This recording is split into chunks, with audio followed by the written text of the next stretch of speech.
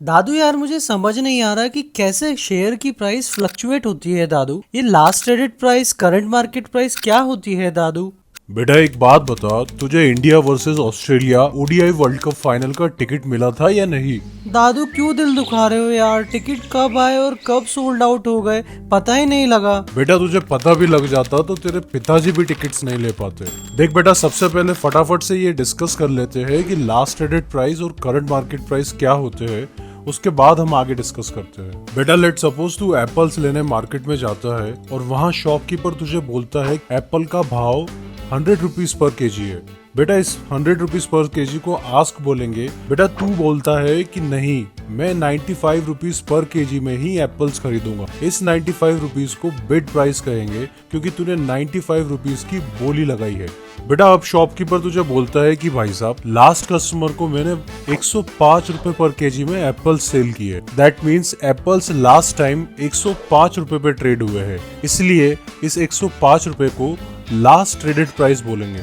बेटा और ये जो 95 रुपीज एंड 100 रुपीज है, जो कि बिड एंड आस्क है, इस प्राइस पर एप्पल्स ट्रेड हो सकते हैं, इसलिए इन प्राइस को बोला जाएगा करंट मार्केट प्राइस। बेटा last traded price recent price होती है जिस प्राइस पर किसी स्टॉक का सौदा हुआ है, और करंट मार्केट प्राइस ऐसी प्राइस होती है जिस पर किसी स्टॉक को खरीदा या बेचा जा सकता है।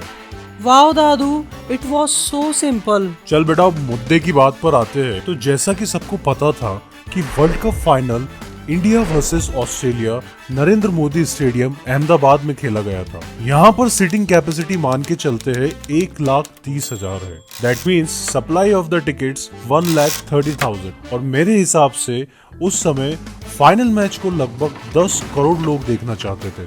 बेटा हमेशा सप्लाई एंड डिमांड रूल को याद रखना। जहाँ भी डिमांड ज्यादा होती है वहाँ सप्लाई कम हो जाती है और प्राइस बढ़ जाती है। डिमांड एंड सप्लाई एक दूसरे के इनवर्सली प्रोपोर्शनल होते हैं। तो दादू यहाँ पर डिमांड इतनी ज्यादा क्यों बढ़ गई थी?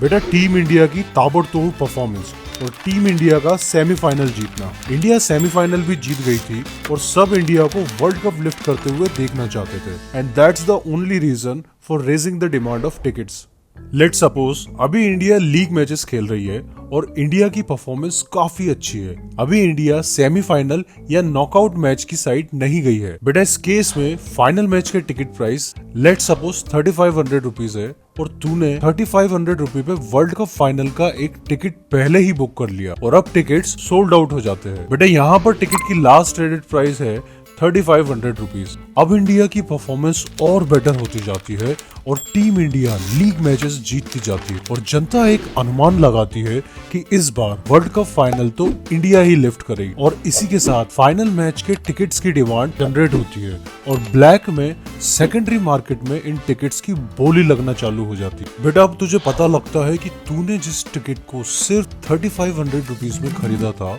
उसे लोग 10,000 रुपए खरीदने में रेडी है। इस हिसाब से इस टिकट की करंट मार्केट प्राइस अब 10,000 रुपए हो गई है। तो तू अपना एक टिकट 10,000 रुपए में बेच देता है, तो इस टिकट की लास्ट ट्रेडेड प्राइस अब 10,000 रुपए हो गई है। बेटा अब देखते ही देखते इंडिया सेमीफाइनल के लिए क्वालिफाई कर जाती है, जहां इंडिया का मैच न्यूजीलैंड से होने वाला है, और दर्शक अनुमान लगा लेते हैं कि इस बार इंडिया न्यूजीलैंड को बीट कर देगी और वर्ल्ड कप इंडिया ही लिफ्ट करेगी। इसलिए फाइनल मैच के टिकट्स की डिमांड और भी ज्यादा बढ़ जाती है कि अभी इंडिया ने न्यूजीलैंड को बीट नहीं किया है, और फिर भी लोग बाग फाइनल मैच के टिकट्स के लिए 1,00,000 रुपए पे करने को तैयार है। तो यहाँ टिकट्स की करंट मार्केट प्राइस 1,00,000 रुपए हो जाती है। बेटा जिस व्यक्ति ने ये टिकट तुझसे 10,000 रुपए में खरीदा था, वो इस टिकट को किसी को 1,00,000 रुपए में बेच देता है, तो इस हिसाब से इस टिकट की लास्ट ट्रेडेड प्राइस अब 1,00,000 रुपए हो जाती है। और बेटा इसी के साथ अब एक शानदार न्यूज सामने आती है कि इंडिया सेमीफाइनल मैच जीत चुकी है और इंडिया का फाइनल मैच ऑस्ट्रेलिया के साथ होने वाला है, और इसी के साथ फाइनल मैच टिकट्स की डिमांड और भी ज्यादा बढ़ जाती है, और अब लोग बाग एक टिकट के लिए 5,00,000 रुपए भी पे करने को तैयार हो जाते हैं। यानी कि टिकट की करंट मार्केट प्राइस अब 5,00,000 रुपए हो गई है।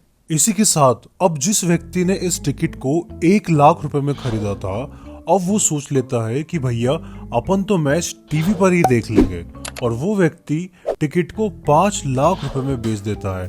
दैट मीन्स इस टिकट की लास्ट ट्रेडेड प्राइस अब 5 लाख रुपए हो गई है।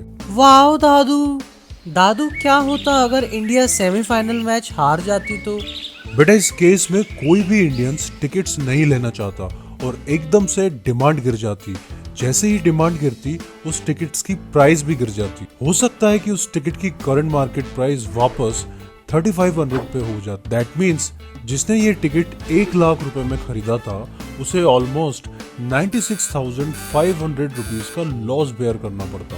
बेटा सिमिलरली स्टॉक मार्केट में भी डिमांड एंड सप्लाई चेंज होने से प्रॉफिट एंड लॉस होते रहते हैं। यहाँ पर टिकट प्राइस फ्लक्चुएट करने का मेन फैक्टर था टीम इंडिया की परफॉर्मेंस।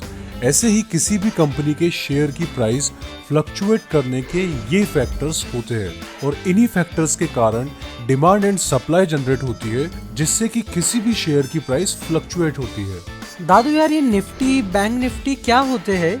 सेबी क्या होता है दादू? बेटा इसको नेक्स्ट वीडियो में डिस्कस करते हैं। दोस्तों अगर आपको ये वीडियो अच्छी लगी है तो इस वीडियो को लाइक करें और अपने स्टॉक मार्केट फ्रेंड्स के साथ शेयर करें।